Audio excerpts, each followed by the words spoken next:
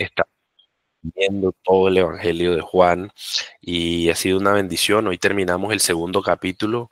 Fíjense que bueno, a mí me ha parecido súper rápido, 2 capítulos. Y en este segundo capítulo está, este cierre de este capítulo es increíble.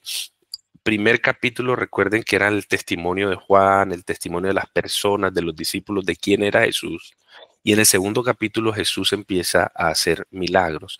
Y acaba de hacer un milagro, fue lo que estudiamos la semana pasada, acaba de hacer un milagro realmente especial, increíble, muy lindo, muy de amor, de misericordia hacia una pareja que se está casando y que no tienen la provisión completa para su matrimonio. Y el Señor, en un acto de bondad, de misericordia, como suele ser, lo hace, ¿no?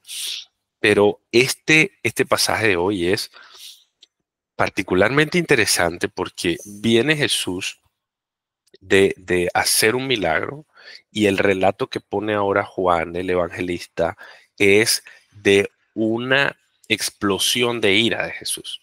Y realmente hay 2 momentos en el ministerio de Jesús en que él explota de ira y los dos son exactamente en el mismo punto. Y es aquí al principio de su ministerio en el templo y luego al final de su ministerio también en el templo donde vuelve a volcar las mesas. De pronto esto es alguna sorpresa para usted. Para mí también lo fue. Resulta que Jesús y la mayoría de los estudiosos de la Biblia están de acuerdo en que Jesús 2 veces volcó las mesas del templo y lo hizo al inicio de su ministerio y lo hizo luego al final del ministerio. Y eso de pronto incluso hasta como un mensaje para la clase religiosa de ese momento de decir ustedes no están haciendo las cosas bien, esto que están haciendo no es lo correcto.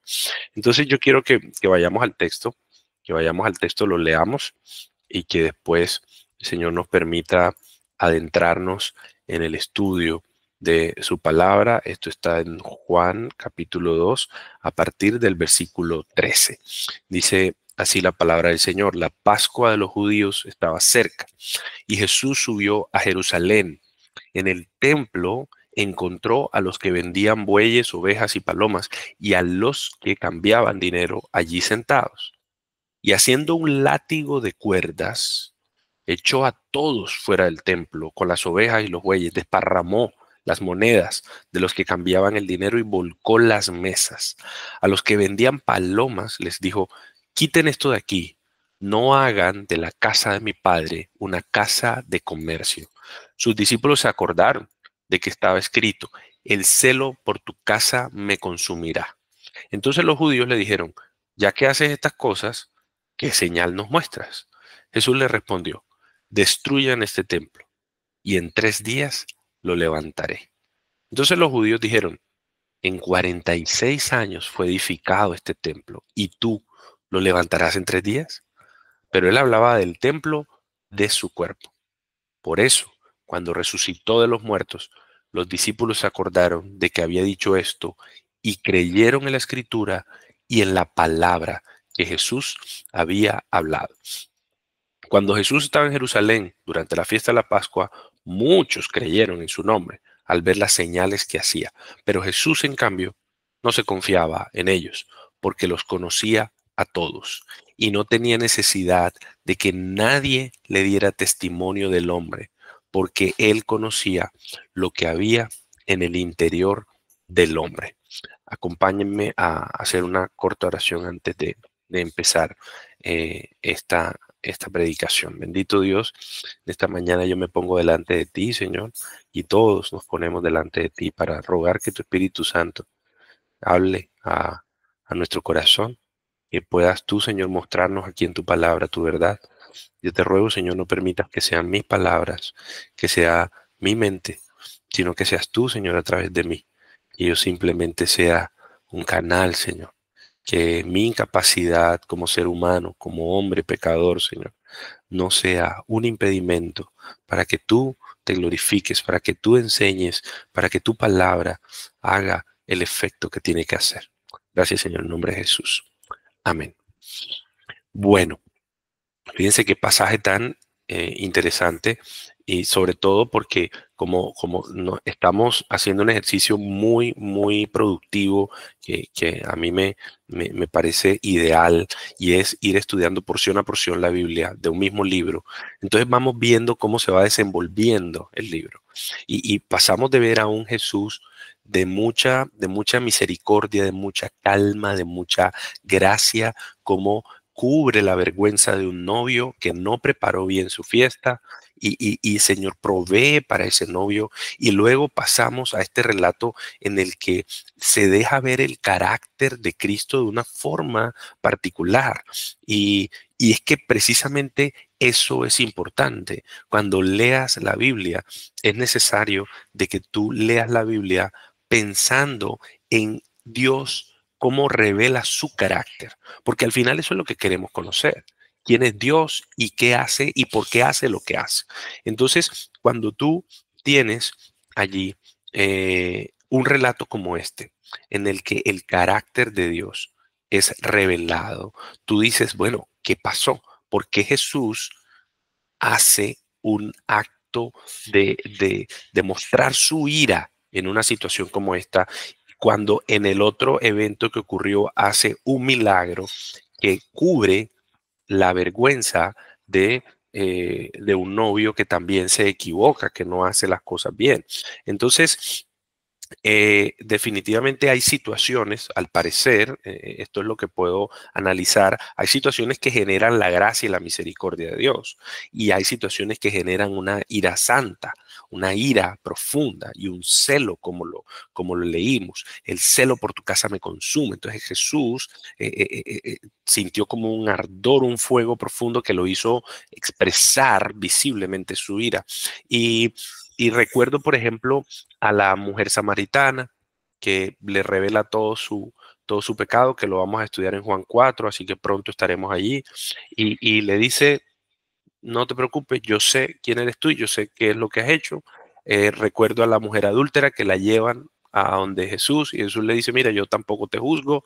Y hay unas situaciones en las que en general Jesús siempre fue manso, siempre fue tranquilo, pero aquí Jesús voltea las mesas, hace un látigo y con el látigo saca a los animales. Es impresionante. Entonces, yo creo que es necesario que nosotros entendamos un poco el contexto en eso, en ese sentido, y que podamos ver qué fue lo que ocurrió en el corazón de Jesús, en la mente de Jesús, por el cual Jesús hace un látigo y saca a la gente que está allí.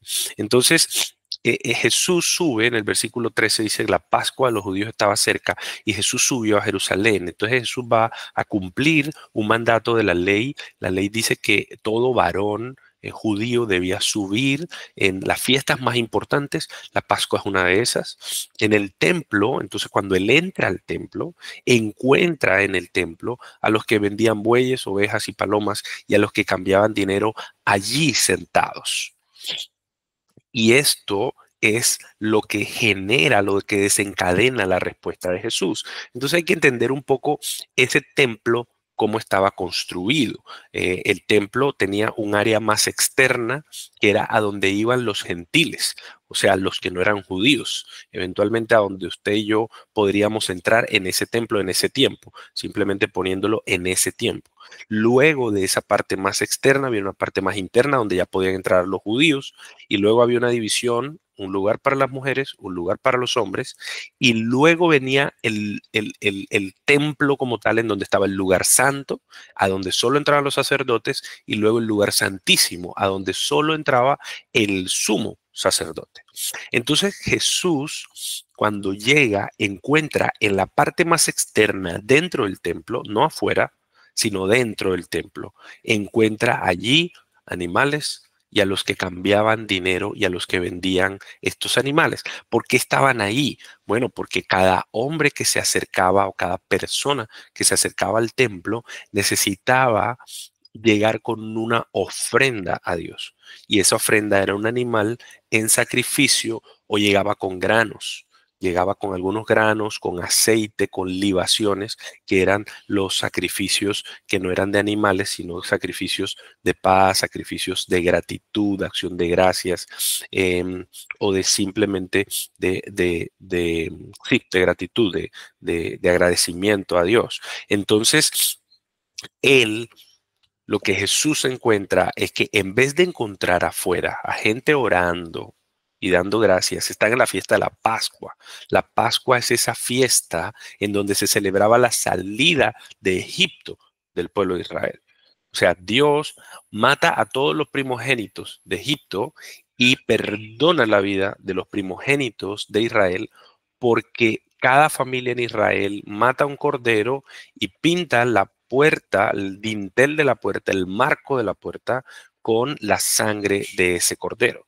Entonces, está celebrando Israel la salida de Egipto por la muerte de un cordero en la que debería haber gratitud, alabanza, en la que debería haber oraciones, en la que debería haber adoración, oraciones continuas, peticiones, exaltación a Jehová porque hizo algo fantástico, súplicas a Jehová porque había hecho algo increíble y Jesús llega y lo que encuentra es el templo a donde debería haber oraciones lleno de bueyes, lleno de ovejas, lleno de palomas. Entonces lo que escuchaba Jesús no eran oraciones. Lo que escuchaba Jesús era mugidos, balidos, ruido, gente negociando, gente cambiando dinero, porque había que pagar un impuesto y entonces la gente que venía de todo el mundo conocido en ese momento tienen que cambiar el dinero para pagar el impuesto en una moneda específica de plata de Tiro allí en el templo. Entonces yo quiero que se pongan un poco allí en el contexto histórico de el relato. Y es que Jesús, Dios hecho hombre, el Mesías, el Hijo de Dios, llega al templo y lo que encuentra en el templo no son oraciones, no son súplicas, no es alabanza al Padre por las maravillas que hizo, porque hay un objetivo específico en este tiempo y es darle gracias por la Pascua. Están celebrando que fueron liberados, que fueron salvados, que fueron sacados de Egipto, que la muerte no tocó sus casas porque mataron un cordero y la sangre los identificaba como israelitas hijos de Dios. Entonces allí estaban celebrando eso y en vez de escuchar eso Jesús lo que escucha es animales, escucha cambistas, escucha negociaciones, incluso seguro discusiones. No, yo te di tanto, tú me das tanto, pero eso vale tanto porque me vas a cobrar más. Ese era el marco. Y de pronto a veces leemos este pasaje y pensamos que Jesús hace esto como con unas 50 personas, 20 personas. No, los cálculos de los expertos es que en Jerusalén, en ese momento de una Pascua, en el templo se podrían reunir casi hasta 1 millón de personas. O sea, 1 millón de personas, son mucha gente. Digamos un cálculo más conservador, 500.000 personas, la mitad. Aún 500.000 personas es muchísima gente. 500.000 personas significaban 500.000 animales, 500.000 sacrificios, 500.000 personas hablando al mismo tiempo. Y entonces Jesús entra y encuentra todo ese ruido, esa cantidad de gente, en vez de escuchar oraciones, porque estaban dentro del templo. Y es que antes, desde el punto de vista histórico, antes esas personas, esos animales estaban fuera. Se prestaba el servicio de cambiarte las monedas, se prestaba el servicio de, bueno, tú traes un cordero, pero ese cordero no es apto para el sacrificio o no lo pudiste traer porque vienes de muy lejos, vienes en barco o vienes caminando y no puedes traer el animal, entonces aquí tú lo compras, ¿sí? Ese servicio se prestaba fuera del templo, pero ahora Jesús lo encontró dentro del templo. Entonces, Jesús tiene en ese momento una imagen clara de que la gente que se acerca a adorar a Dios en la Pascua, en el templo, realmente no están adorando a Dios. Realmente no están adorando al Señor. Lo que están haciendo es una falsa adoración, porque se están enfocando entonces y están involucrando dentro del templo unas actividades que no deberían hacer dentro del templo. Además, porque ese tiempo y ese lugar está separado únicamente para la adoración del Señor. Y entonces Jesús tiene una indignación profunda y lo que hace es un látigo de cuerdas y echa a todos del templo, echa a los animales, desparrama las monedas. Y fíjense que es una explosión de ira, estalla en ira, pero por demás está decir que Jesús no peca en ese punto. Jesús no peca por su estallido de ira. Jesús no maltrata a nadie. De hecho, el texto muestra que básicamente no le dirige la palabra a las personas. Él hace una demostración. Y la demostración es sacar a los animales, desparramar las monedas, vuelca las mesas para que no puedan seguir haciendo lo que están haciendo, para que se queden en silencio. Y eso lo hace ante aproximadamente, en el mejor escenario conservador, 500,000 personas. Un hombre, 500,000 personas. Y solo se dirige en este relato a los que vendían las palomas y les dice, quiten esto de aquí, no hagan de la casa de mi padre una casa de comercio. Y es bien interesante verlo porque Jesús no se va en contra de la persona, Jesús no se va en contra de maltratar a las personas, porque Jesús no peca en su demostración de ira. Y entonces aquí ocurre algo y es, ¿para qué entonces está hecha el templo? ¿Cuál es el propósito del templo? Y yo me voy a permitir ir a Segunda de Crónicas, al segundo libro, perdón, de Crónicas, a segundo de Crónicas, en el capítulo 6, y vamos a leer desde el versículo 32. Miren que este es el capítulo en el que se dedica el templo, el primer templo. Además, porque ese que estamos hablando ahí en el tiempo de Jesús no es el primer templo, es el segundo templo. Y entonces vamos a Segunda de Crónicas, al capítulo 6, desde el versículo 32. Y miren aquí, Salomón está dedicando el templo y está empezando a decir ciertas situaciones. eh, y entonces, por ejemplo, empieza a decir, atienda a la oración de tu siervo y a la súplica para que oigas el clamor y la oración que tu siervo hace delante de ti. Y escucha, aquí dice, si alguien pecare contra su prójimo, entonces empieza a describir ciertas situaciones.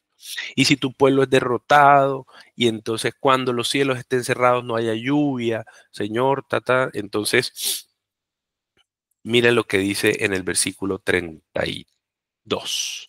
Dice, también en cuanto al extranjero que no es de tu pueblo Israel, que eso somos nosotros no somos del pueblo de Israel, nosotros somos extranjeros para Israel, no somos judíos. Cuando venga de una tierra lejana a causa de tu gran nombre y de tu mano poderosa y de tu brazo extendido, cuando ellos vengan a orar a esta casa, y es precisamente lo que está ocurriendo en el relato de Juan, los gentiles que llegaban a orar al templo no encontraban un espacio donde orar. Entonces, en el versículo 33 dice, escucha tú desde los cielos, desde el lugar de tu morada, y haz conforme a todo lo que el extranjero te pida, para que todos los pueblos de la tierra conozcan tu nombre, para que te teman, para que te teman, como te teme tu pueblo Israel, y para que sepan que tu nombre es invocado sobre esta casa que he edificado. O sea que había un objetivo claro, y el objetivo era que ese templo estaba reservado para la oración, para el clamor, para la adoración, para la reverencia. Y eso lo resume Salomón en ese relato diciendo, para que te conozcan y te teman. El, en Juan 2 lo que vemos es el enfoque totalmente instrumental de la adoración y no el enfoque espiritual. El enfoque instrumental de la adoración y no el enfoque espiritual. Y miren el enfoque espiritual, lo tenía quizás un poquito más adelante, pero vamos a leerlo ahora, es el Salmo 51. Miren qué dice el Señor de los sacrificios y lo dice David en un salmo increíble que es el Salmo 51, es un salmo que ojalá incluso nos aprendiéramos de memoria. El Salmo 51, desde el 16, miren qué dice, y esto lo dice David hace cientos, miles de años. Miren lo que dice. Porque tú no te deleitas en sacrificio. De lo contrario, yo lo ofrecería. Entonces uno dice, un momento, ¿cómo que no te deleitas en sacrificio y tienes un libro como Levítico que te manda a hacer sacrificios por todos lados? Y lo que Dios estaba mostrando a través de esto era que en dónde debía estar el corazón del adorador. El corazón del que adora no debe estar en el instrumento o en la acción, sino en sus intenciones, en lo que hay en lo profundo de su corazón. Porque Juan está mostrando cómo el sistema en ese momento estaba dispuesto para que todo el que llegara a él tuviera el, el cordero perfecto, la paloma perfecta, cambiara para la moneda perfecta para que técnicamente tú estuvieras perfectamente adorando al Señor.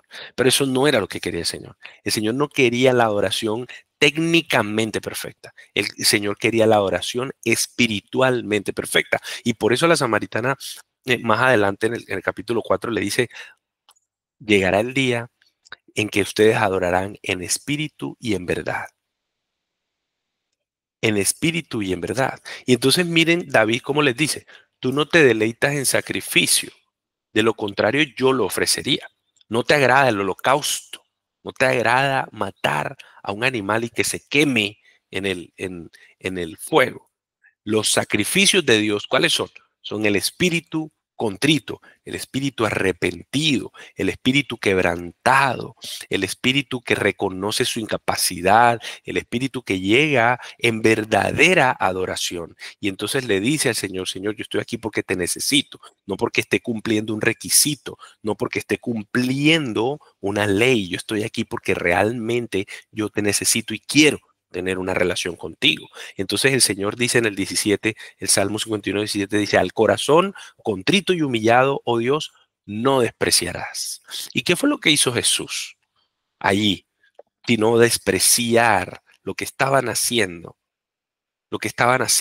esos cambistas, esos vendedores de animales, que era un sistema.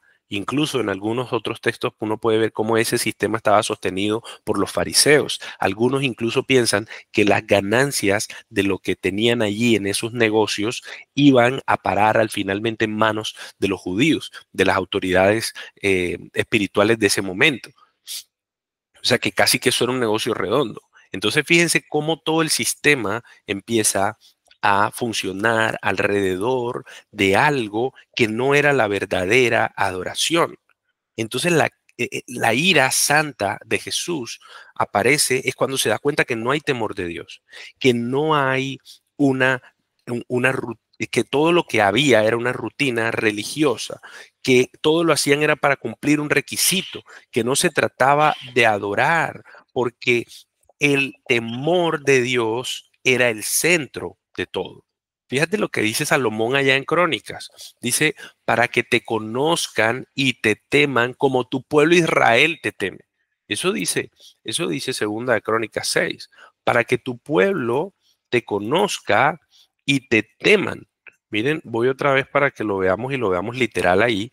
También cuando el extranjero que no es de tu pueblo venga de una tierra lejana a causa de tu gran nombre y de tu mano poderosa y de tu brazo extendido, escucha desde los cielos, desde el lugar de tu morada, y haz conforme a todo lo que el extranjero te pida para que todos los pueblos de la tierra conozcan tu nombre para que te teman. ¿Y qué es el temor? Es una palabra que siempre hemos tratado de entender, el temor de Dios. Y siempre nos han dicho, no se trata de tenerle miedo a Dios. Y parcialmente eso es cierto. Esa palabra en hebreo significa reverencia, respeto, honra. Eso debería traducirse en nosotros temor a fallar. Yo tengo temor de fallarle a Dios. Yo tengo vergüenza de quedarle mal. Yo tengo vergüenza de fallarle, de faltarle, de incumplirle. Yo tengo miedo a pecar, a separarme de Él, porque yo le honro, yo le respeto, yo le reverencio, yo le rindo a Él. Mi honra, mi adoración, eso es temor. También significa tener temor, también significa entender que Dios tiene todo el poder para juzgarnos. Y por eso la palabra literal ahí es temor, porque tú en algún sentido, no en el sentido del castigo, pero tú debes tener temor de que Dios ejerza un juicio por lo mal que tú estás haciendo, porque todo lo que tú hagas mal tiene una consecuencia. Entonces debe haber un sentido profundo de temor y decir, Señor, no quiero fallarte porque no quiero faltarte a ti primero, pero tampoco quiero estar sometido a tu juicio. La Biblia misma dice, grave cosa es caer en manos del Dios vivo. Entonces, ¿en dónde está el temor de Dios cuando nosotros nos acercamos a Él? Y es una pregunta que me hago en lo personal. Cuando a un gran, a un muy influyente pastor de los últimos años, le preguntaron, ¿cuál es el principal problema de la, de la sociedad en este momento? Le dijo que no conocen a Dios. No conocen a Dios. Y le preguntaron después, ok, ¿y cuál crees que es el problema de la iglesia en este tiempo? Y él dijo, bueno, el gran problema de la iglesia es sencillo, es que no conocen a Dios. Y, y eso era lo mismo que estaba ocurriendo allí en Juan capítulo 2. No conocían a Dios y por tanto no le temían, porque no conocemos su carácter, sus atributos, no conocemos a profundidad quién es el Señor. Porque si le conociéramos a profundidad, tuviéramos un temor profundo, una reverencia profunda de separarnos de Él, porque entendiéramos la profundidad que significa estar con Él. Entonces, Jesús entra al templo y lo que observa, ¿qué es? Irreverencia, irrespeto, pecado rampante, desvergüenza, falta de temor de Dios. ¿Y qué ocurre? Estalla. Estalla en una ira santa sin pecado, porque está viendo algo que es el pecado deliberado. O sea, tú sabes lo que estás haciendo y aún así lo sigues haciendo. Entonces, ahí la ira santa se revela en Juan como esa, esa explosión de Jesús de sacar a la gente del templo, y ahí Jesús en cierta forma está diciendo, yo tengo la autoridad para limpiar el templo.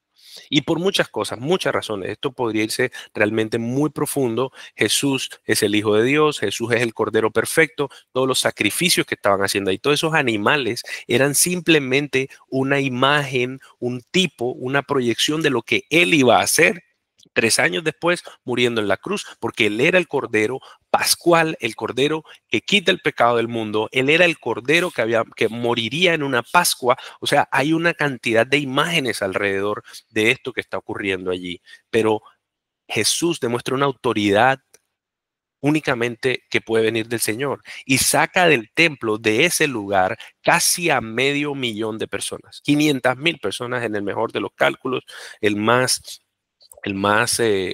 digamos, conservador. Y en el 17, perdón, sus discípulos se acordaron de que estaba escrito, el celo por tu casa me consumirá.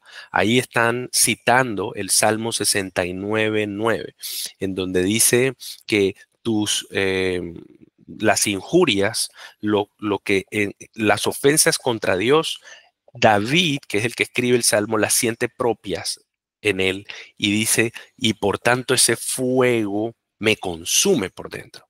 Y entonces Jesús, cuando ve que ofenden al Señor, eso no lo tolera, no lo acepta y eso lo consume por dentro y eso se desborda en ira y saca a todo el mundo. Y Jesús demuestra una autoridad única, porque fueron 500,000 personas allí y Jesús con un látigo empezó a quitar todo lo que estaba allá, a tumbar mesas. Nadie se le opuso, nadie se levantó contra él, nadie le dijo nada, nadie lo agarró. Él pudo hacer eso y echar a todas las personas ahí. Ni siquiera los fariseos, que apenas lo estaban conociendo, los fariseos, que aquí son los judíos o las autoridades espirituales del momento, apenas lo estaban conociendo, entonces quedaron mirando lo que estaba haciendo. Y en el versículo 18, miren lo que les dice. Les dice, entonces los judíos le dijeron, ya que haces estas cosas, ¿qué señal nos muestras? Interesante, porque los judíos, en vez de decir, ¿cómo se te ocurre? ¿Qué estás haciendo aquí? ¿Tú con qué autoridad vienes a hacer esto? Están reconociendo que Jesús alguna autoridad tiene y que alguna razón tiene en hacer lo que está haciendo. Entonces los judíos le dicen, ok, yo voy a asumir que tú eres un maestro y que tú nos estás mostrando algo aquí. Esta señal, esto que estás haciendo, ¿qué significado tiene? Y ahí responde Jesús con una cosa increíble.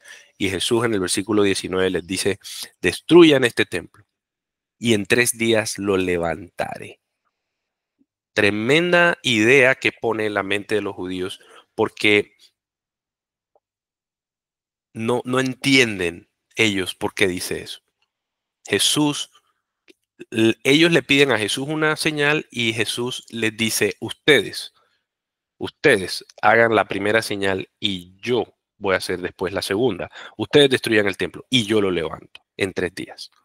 Entonces los judíos no entendieron, claro, ellos sacan cuentas y dicen, mira, el primer templo fue de Salomón, luego fue destruido por Babilonia, luego en el tiempo de Esdras, Nehemías, Zorobabel se levanta el segundo templo y luego Herodes en el 20 antes de Cristo empieza a refaccionar, a restaurar este templo en el que estamos ahora y esto ha tomado 46 años.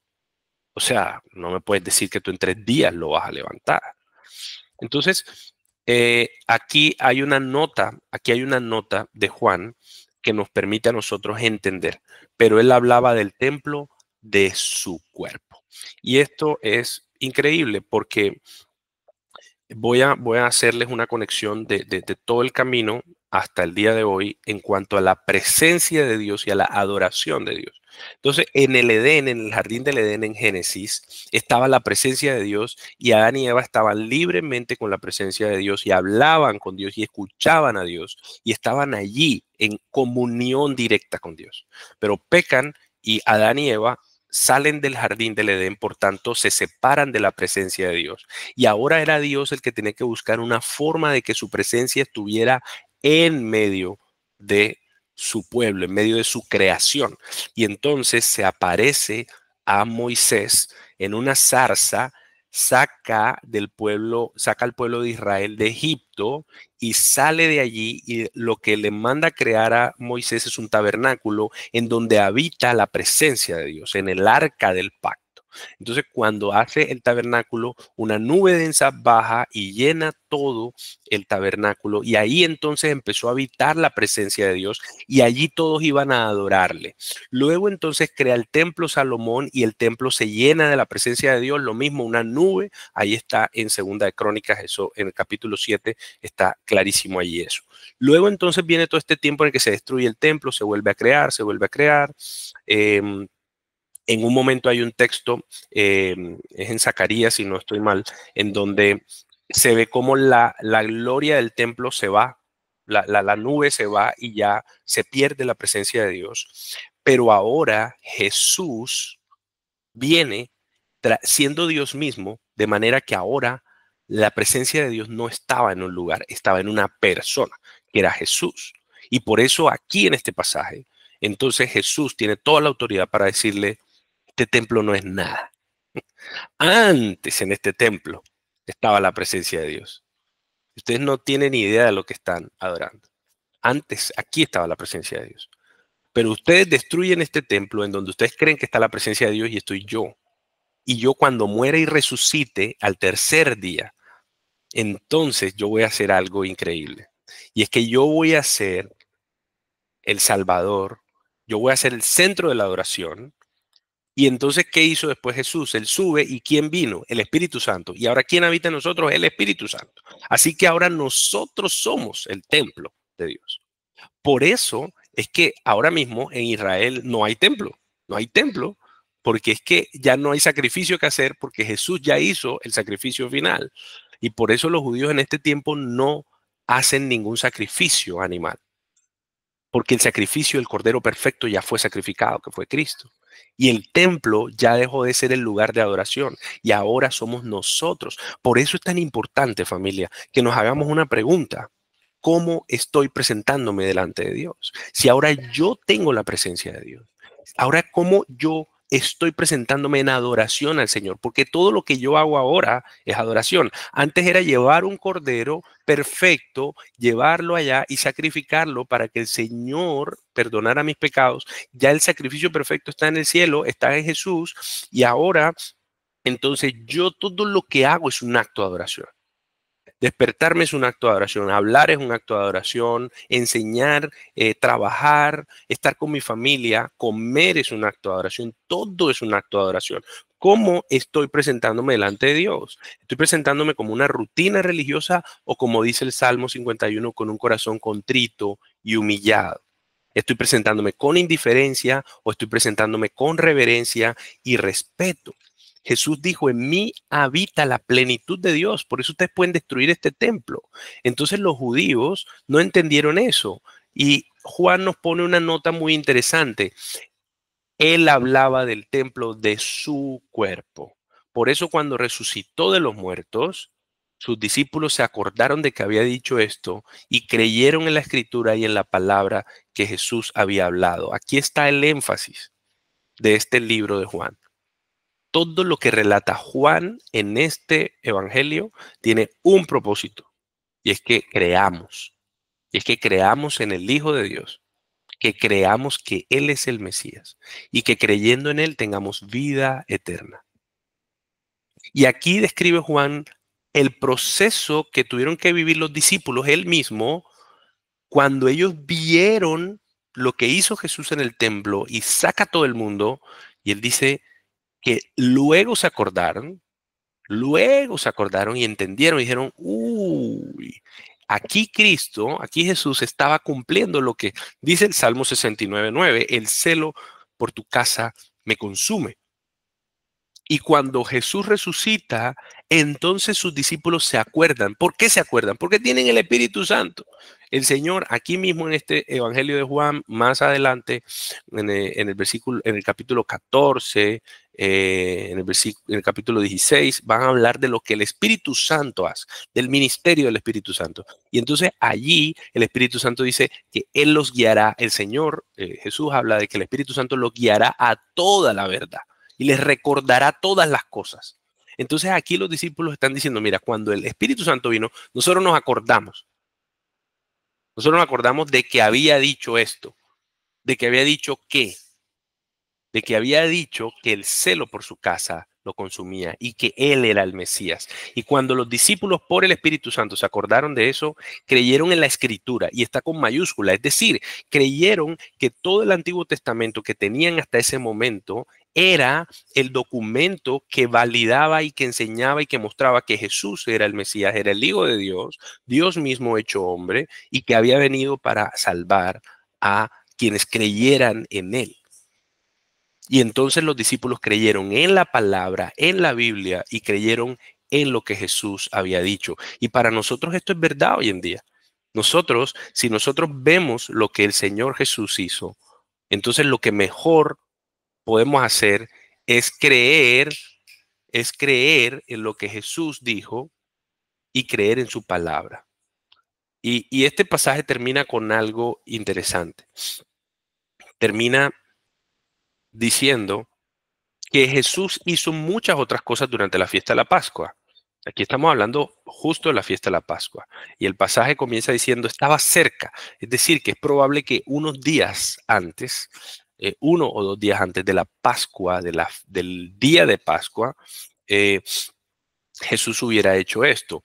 Y miren lo que dice el versículo 23. Dicen, cuando Jesús estaba en Jerusalén durante la fiesta de la Pascua, muchos creyeron en su nombre al ver las señales que hacía. Es decir, Jesús hizo muchas otras cosas, hizo muchos otros milagros, otras señales, además de haber hecho esto que hizo, este golpe de autoridad, por decirlo así.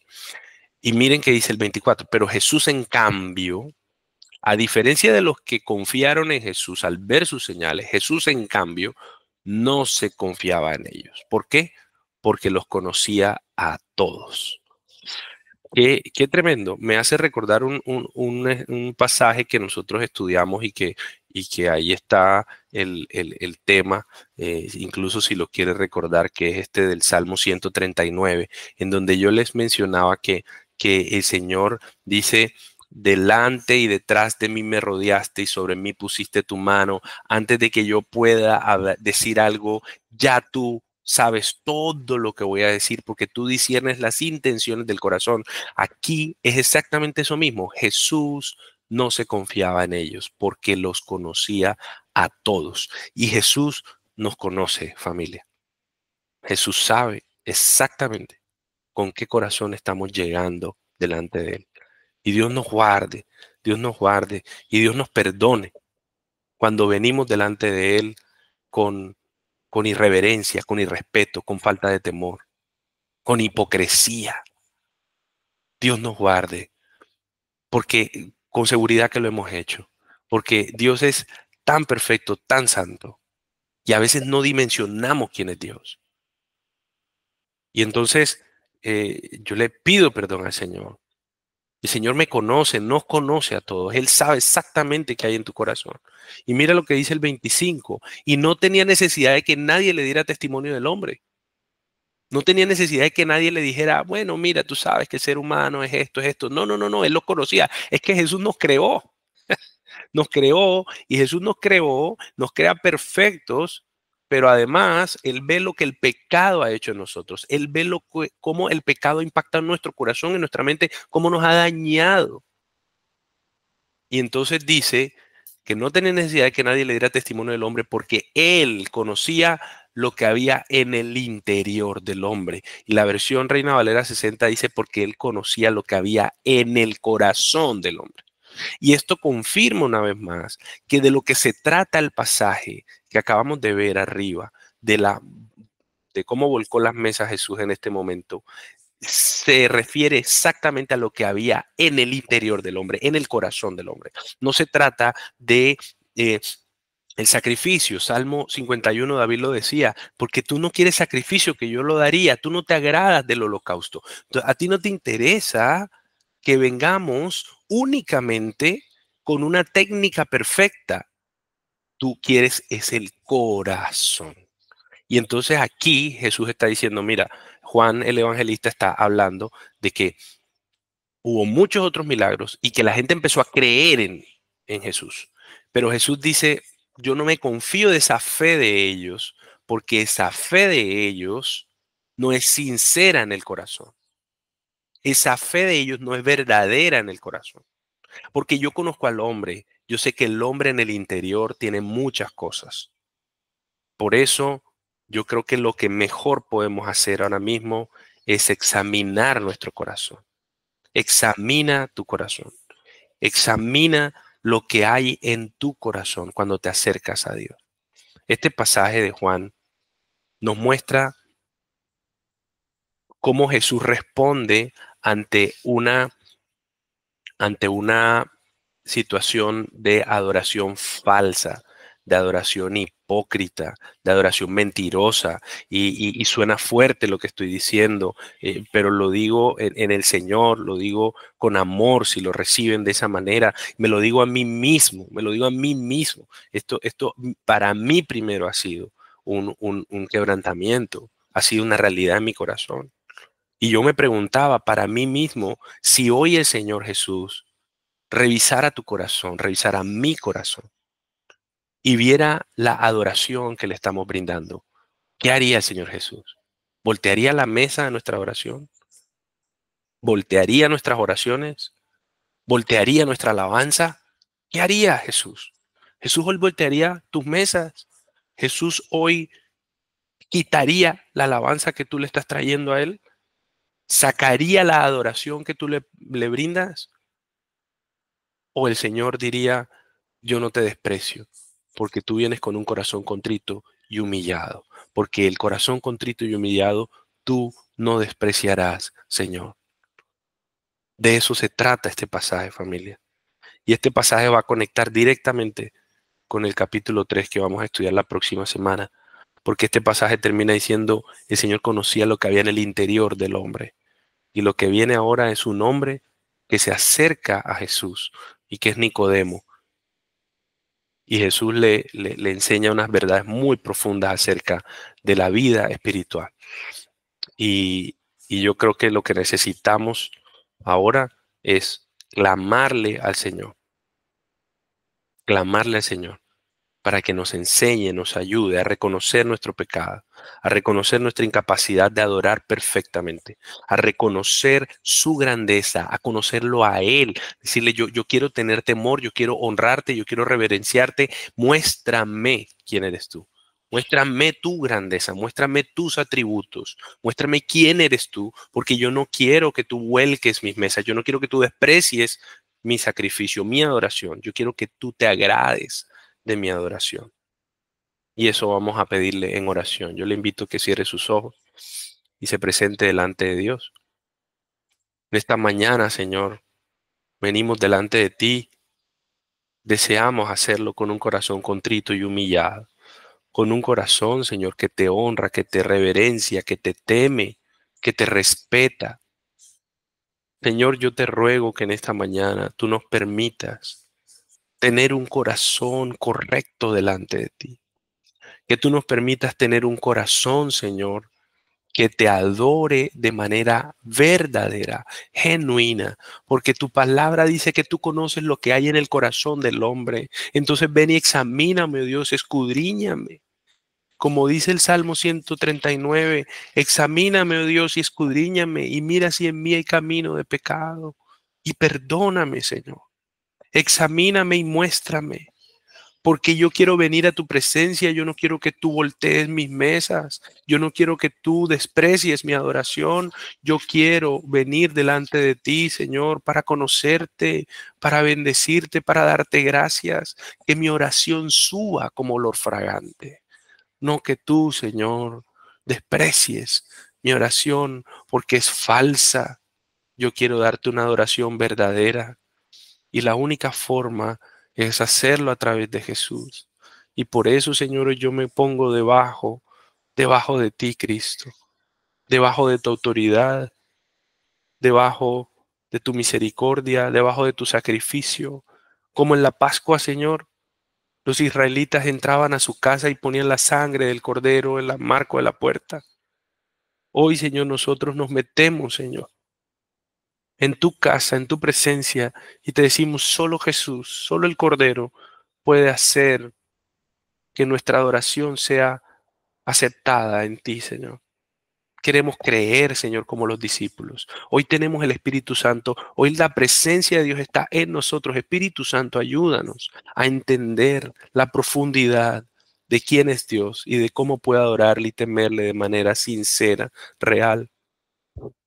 Y Espíritu Santo, ayúdanos entonces a que nuestra oración, a que nuestra adoración sea aceptada en la presencia del Padre. Gracias, Señor, por esta palabra tan real, tan profunda. Enséñanos y escríbela en nuestros corazones para que la podamos vivir continuamente.